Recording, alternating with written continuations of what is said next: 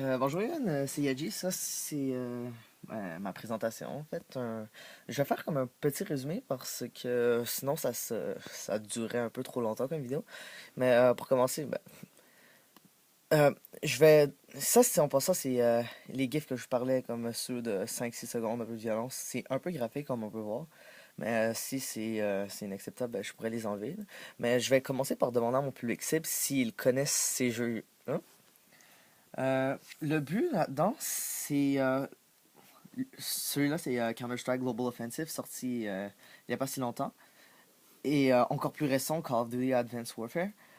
Et là, je veux faire un lien avec un jeu ancien, Maze War de 1973, qui est le premier jeu de ce genre first-person shooter où on est dans le point de vue de notre personnage et on bouge dans un monde en 3 dimensions. Comme on peut le voir ici, il y a comme c'est un labyrinthe de forme 3 dimensionnelle, mais dans le temps, il n'y avait pas des degrés de 360 degrés où on pouvait tourner. C'était vraiment on traverse et on tourne. Et avec ça, c'est pour montrer que les jeux vidéo, ils existent depuis assez longtemps. Et juste pour montrer à quel point ils sont importants, je vais parler à mon public cible que collectivement, la race humaine, maintenant, dont tout le monde, si on compte chaque heure de chaque humain, on passe à peu près 3 milliards d'heures sur des jeux vidéo à chaque semaine, ce qui est un équivalent de 342 465 ans. Ça, c'est beaucoup et c'est aussi c'est pour ça que c'est comme une introduction à mon projet personnel sans donner mon projet personnel directement. Et c'est après que c'est là que j'introduis, s'ils sont très importants et qu'on les utilise, j'aimerais ça me montrer comme démontrer la relation entre les jeux vidéo et la cognition humaine. Et avant de commencer directement dans les liens, il faudrait que j'explique et je précise aussi à mon public cible c'est quoi la cognition parce que euh, les personnes connaissent assez les fonctions du cerveau, les sens et tout, mais la cognition en tant que telle, c'est une partie spécifique. Et là, je vais dire que ça enveloppe à peu près, en un petit résumé, ça enveloppe tous les aspects de la connaissance, comme reconnaître, se rappeler, comprendre, communiquer et un certain lien avec l'apprentissage. Ça, c'est pour une introduction à la cognition aussi. Et ici, là, je vais parler de tous les aspects, les plus gros aspects en tout cas, parce qu'il y a peut-être des petites exceptions, mais ça, c'est tous les plus gros aspects de la cognition. Ceux qui sont à gauche sont ceux qui ne seront pas largement affectés ou affectés à un point négligeable. Ce sont des points qui affectent que les jeux vidéo affectent trop, pas assez pour que je puisse en prendre compte ou démontrer une relation. Je vais quand même les expliquer et expliquer c'est quoi, comme par exemple, les praxis, c'est la mémoire des muscles, c'est chaque action qu'on fait, par exemple, on joue à un sport. La cognition, elle est séparée en deux, genre, il y a des fonctions automatiques qu'on n'a pas besoin de penser et qui se font par eux-mêmes. Et des fonctions exécutives, ça, c'est des fonctions qu'on peut travailler sans s'en rendre compte, mais quand on les applique, on doit se concentrer. C'est là que je sépare un peu les deux.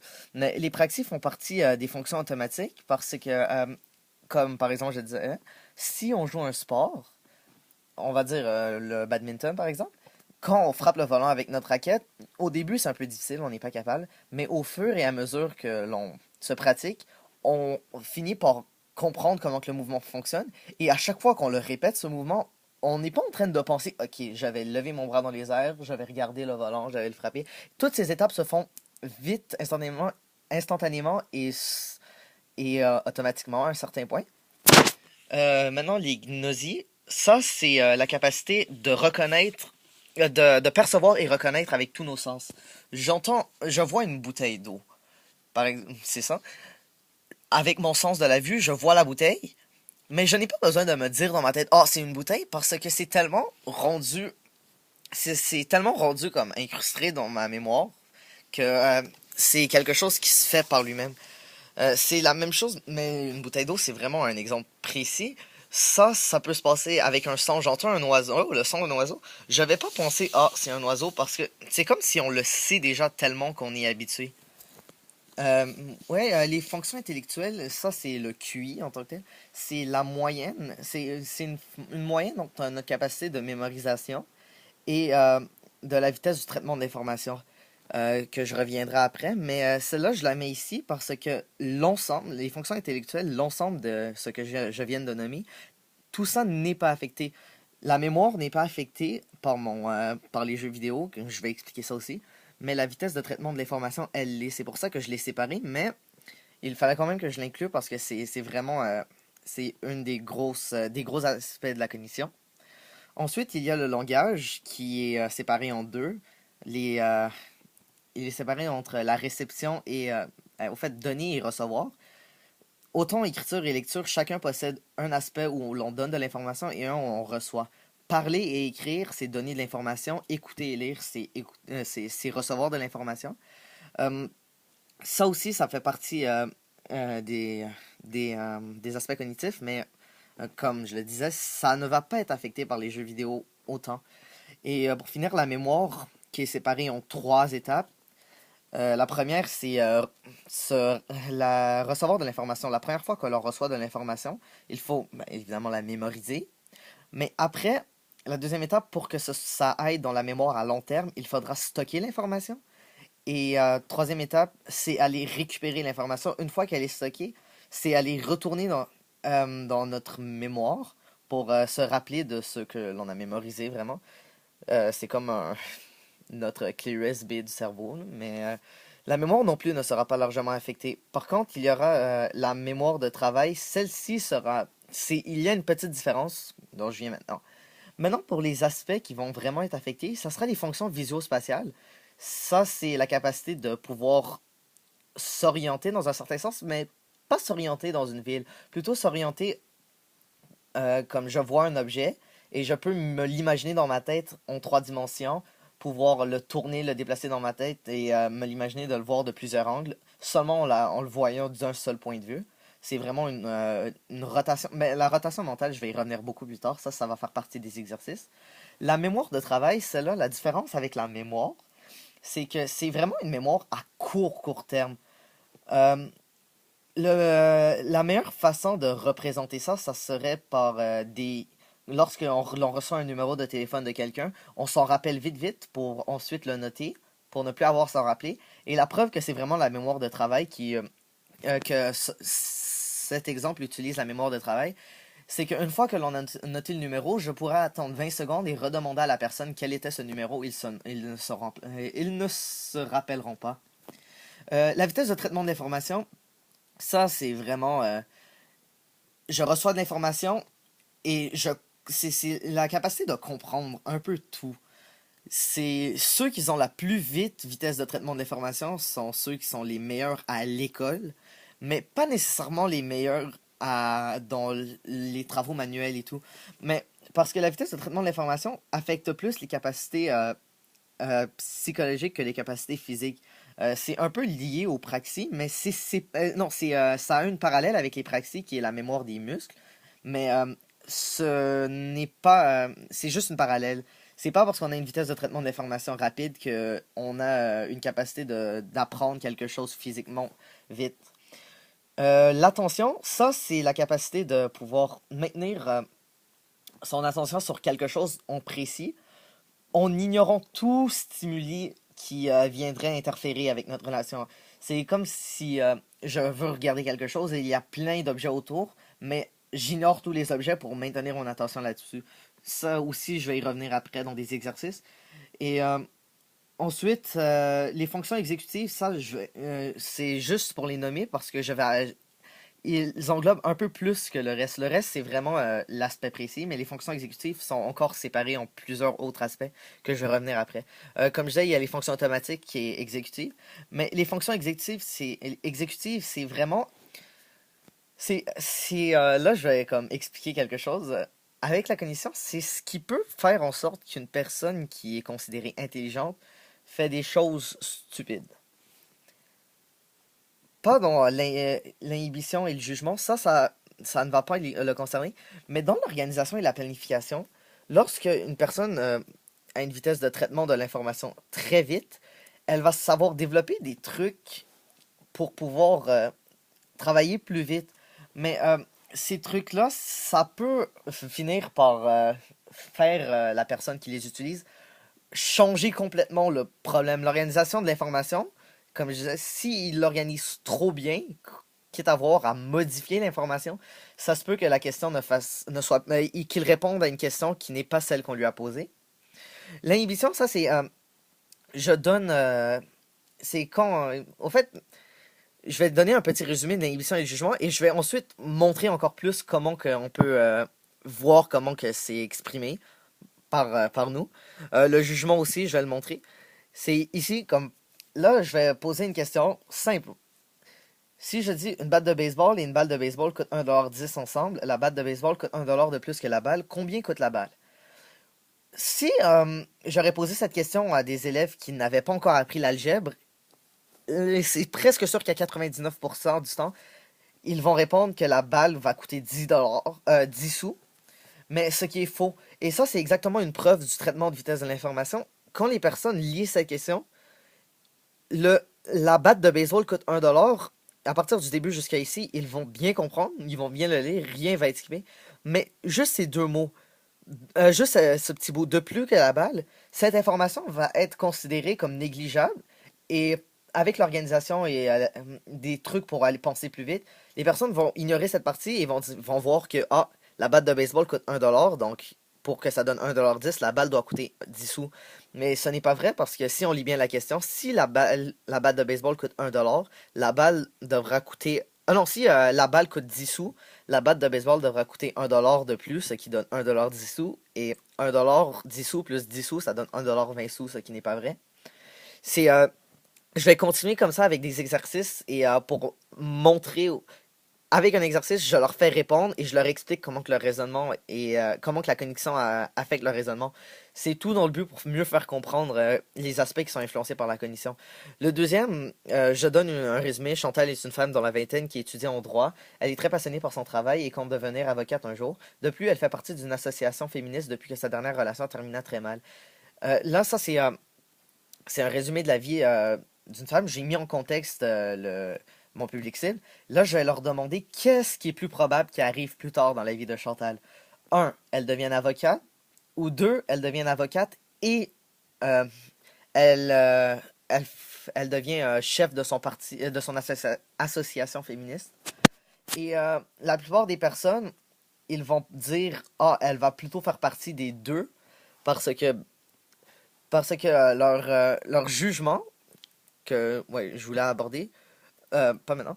Mais le jugement qu'ils vont voir, c'est qu'ils vont assumer, ah, puisqu'elle fait partie de deux choses, ça devrait être plus probable qu'elle continue dans ces deux choses. Mais si on regarde l'aspect logique, vraiment logique, c'est définitivement plus probable qu'une chose arrive à quelqu'un que deux. Parce que, non, en fait, c'est des mathématiques un peu, mais pas vraiment, mais c'est toujours comme ça. Une personne a plus de chances qu'une chose lui arrive que deux choses lui arrivent. Euh, Ensuite, quand je passe au jugement, c'est il y a une affaire qu'on appelle, c'est pas la traduction exacte. En anglais, ça serait to frame something, mais je peux pas vraiment dire encadrer dans ce cas-ci. Mais c'est juste pour montrer que que la façon dont l'information est présentée devant nous peut changer grandement nos décisions et notre jugement de celui-ci. Si je dis vous avez 95% de chances de survie, par exemple, vous vouliez faire une activité qui est vous n'êtes pas sûr de si c'est sécuritaire ou non, je vous dis ça. Beaucoup de chances que vous allez penser ah oui, je devrais le faire. Mais si je dis 5 personnes sur 100 meurent durant cette activité, vous voudriez pas. Même si l'information est la même, couleur rouge plus la formulation plus le mot meurt ou du aussi c'est survie qui sont utilisés, ça change tout. Un autre exemple d'information, c'est les concepts. Les concepts, c'est quand je disais la cognition, c'est tout ce qui nous forme en tant qu'individu. C'est pour dire que on prend un objet, ça c'est dans les fonctions automatiques. Si je demande à quelqu'un, ok, pense à un oiseau, la première image qui va venir en tête, ça ne sera pas un poulet ou un pingouin, ça sera un petit oiseau comme c'est ceux qui sont les plus, comme on peut dire, stéréotypés. Mais ça, c'est parce que notre concept d'oiseau est lié à ça. C'est comme ici, si je, on a quelqu'un, il voit, ah, il y a des clous qui sortent sa clôture, par exemple. Et là, il va peut-être passer 15-20 minutes à chercher pour un marteau, parce que dans sa tête, l'association d'un marteau, d'un clou, c'est un marteau. Mais la personne ne pense même pas à considérer qu'il pourrait utiliser une brique pour frapper le clou dans la clôture parce que c'est comme ça ne fait pas partie de ses concepts. Ça, c'était l'introduction à comme un peu c'est quoi la cognition pour mieux faire comprendre comment que ça influence notre vie. Maintenant, quand je vais plus directement dans mon but, là, je vais dire, avant de partir de cette diapositive à celle-là, je vais demander, est-ce que vous pouvez, mon public cible, s'ils peuvent me nommer certaines rumeurs ou croyances qu'ils ont par rapport à ce que les jeux vidéo affectent sur nous. Et là, s'il y en a certains qui vont dire, ah, les jeux vidéo affectent notre vue, là, ce que je vais faire, je vais leur dire que je ne peux pas aborder ça parce que la vue, les sens, en tant que tel, les sens ne font pas partie de la cognition. Ils font partie d'autres facultés du cerveau. Même si j'avais dit percevoir et reconnaître, comme les gnosies de tantôt, de avant, je disais avec nos sens, on perçoit quelque chose pour reconnaître l'information. Ça englobe juste le fait de pouvoir bien reconnaître ce qu'on a devant nous. Mais ce n'est pas le fait de voir, c'est reconnaître vraiment. C'est pour ça que je ne pourrais pas l'aborder. Après certains, si il y en a qui s'abordent celui-ci, euh, c'est là que je vais y aller, que je vais passer pour dire, ah oui, c'est vrai, ça c'est une des rumeurs, on peut dire. Et je vais continuer, ainsi de suite. Première activité, ça c'est le fait que je vais démontrer. Des TDAH, jouer aux jeux vidéo cause des troubles des troubles d'attention, non, des troubles, déficit d'attention hyperactif. Et c'est là que je vais introduire à l'effet Stroop, où je vais demander, bon, lisez ça. Et là, je leur dis, est-ce que c'était facile? Oui, parce qu'ils ont eu seulement un stimuli, le langage. Maintenant, je leur dis, lisez les couleurs des mots, qui va aussi être facile parce que la couleur du mot et le mot en tant que tel sont congruents. Rouge est de couleur rouge, bleu de couleur bleue, etc. Maintenant, je vais leur demander, ok, je vous ai donné deux stimuli, mais congruents. Maintenant, faites-lui, dites les couleurs. C'est là que ça va devenir plus difficile parce que le mot et la couleur qui est n'est pas congruent. Si je demande aux gens de lire le langage, ça va être autant facile que si je lui demandais pour ici. Mais si je leur demande de lire la couleur, là, ça va être plus difficile. Un, ça prouve que nous sommes beaucoup plus forts en langage que pour percevoir des couleurs. Et deux, c'est aussi pour dire les troubles d'attention, des troubles déficit d'attention, déficients d'attention hyperactifs. C'est parce que, comme je disais juste avant, juste pour le montrer si on a oublié. L'inhibition, c'est ce que je n'avais pas abordé. Ça, c'est la preuve. Aborder, être capable de recevoir deux stimuli. Un, la couleur et deux, le langage. Et être capable de le plus fort qui était le langage pour laisser celui de dire la couleur, le stimuli de la couleur passer. Ça, c'est quelque chose que les gens qui n'ont pas de trouble d'attention peuvent faire. Parce que ceux qui en ont, ce qu'ils font, c'est qu'ils vont essayer d'y aller, un, ils vont croire que il faut que j'aille vraiment vite et ils vont essayer d'aller vite. Et deux, je leur demande ici, ils devraient supposément dire bleu, mais ils ne vont pas être capables d'arrêter le signal qui leur dit de dire orange. Là, ça va faire, je sais pas, par exemple, gris, rouge, mauve, rose, jaune, orange. Ils vont pas comme prendre le temps de penser si c'était vrai et ils vont le dire. Ça, c'est pour montrer que l'inhibition de l'information n'est pas assez forte. C'est aussi un. Et après, je vais dire que les personnes qui jouent aux jeux vidéo, eux, ils sont très forts pour passer d'une tâche à l'autre. Parce que c'est vraiment ça qu'ils font constamment. Ils regardent, ok, c'est quoi l'objectif? Ok, je fais ça, je ne peux pas faire ça. C'est des décisions, penser vite, changer sa façon de penser. C'est toujours ça, en pleine action tout le temps. Et ça sera un autre, j'ai le temps après en présentation pour, c'est des défis, on peut dire, que je reviendrai après. Ici, c'est un autre exemple, c'est le stimuli du langage contre l'orientation spatiale. Ici, ils ne doivent pas lire le mot, mais ils doivent dire sa position. Le mot est écrit en haut, le mot en bas, à gauche, à droite, etc. Et c'est congruent, le mot haut est écrit en haut. Ici, ça devient différent, le mot bas est écrit en haut, gauche en bas, etc. Il faut dire la position. Ici, un test d'attention maintenue. Je demande à mon public cible de suivre des yeux les petits bonhommes bleus en essayant d'ignorer les bonhommes jaunes. Ça, c'est niveau 1. C'est supposé être très facile. Si quelqu'un n'est pas capable de faire ça, eh bien, c'est pas son attention qui est mauvaise, mais c'est sa vue en tant que telle. Et là, je demande, ok, quels étaient les bonhommes bleus? Comme vous avez vu, ils ont changé en bonhomme jaune, lui, lui et lui. Et là, je vais dire, ok, on monte de niveau. On va faire ça avec lui. Là, il y a 5 objets à suivre. Ben là, c'est fini. Là, je vais demander la même chose. C'est quel et quel. quels étaient les bleus. Et là, je vais passer, ok, maintenant, on va essayer avec beaucoup d'objets comme ça. Et en montrant graduellement, à la fin, je vais leur demander, la plupart des gens vont réussir le un et le 2. Mais le niveau 3, personne, théoriquement, devrait être capable. Si quelqu'un est capable de tout nommer où étaient les personnages bleus, c'est parce qu'ils ont vraiment une attention qui a été travaillée. Et comme je disais, l'attention maintenue, regarder en vue des objets en ignorant les autres autour.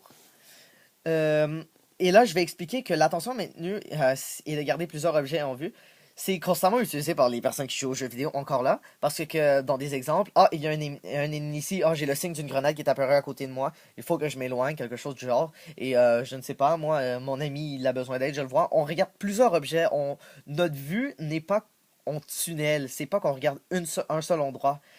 Aussi, je vais devoir préciser, pour réussir cette activité, il ne faut pas regarder un bonhomme bleu en vue et garder les yeux dessus. Ça sera impossible, on va perdre de vue toutes les autres assez rapidement. Il faut regarder du milieu et grossir notre vision. On part d'ici et on élargit. En plus, je vais faire une parallèle avec pourquoi est-ce que mon public cible, ce sont des jeunes de secondaire 5. Cette capacité est très bonne et toujours utilisée lorsque l'on veut éviter des choses comme ça. Lorsqu'on conduit, c'est la même chose. On doit constamment être en train de regarder plusieurs objets en même temps pour pouvoir prédire, comme que je disais, ça affecte la cognition, reconnaître que, ah, il y a une auto ici, une auto de police, il faut que je me tasse, ah, une auto vient ici, je dois mettre mon signal parce que j'en vois une. Ben, au fait, non, on met notre signal tout le temps. Mais toutes les petites capacités, tous les petits détails qu'on doit, comme quand ils disent, élargir notre vision, ça fait partie, les jeux vidéo améliorent largement ça.